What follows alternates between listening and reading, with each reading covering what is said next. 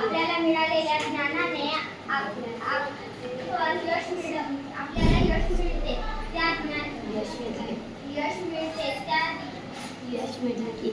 यश मिळले की कीर्ती प्रसिद्धी मिळते. आपण कीर्तीचा कळस चढवला पाहिजे.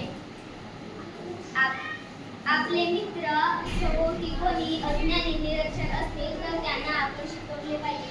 आपण ज्ञानाचे सागर आहोत. आपल्यासाठी आपले शिक्षक मेहनत करत असतात.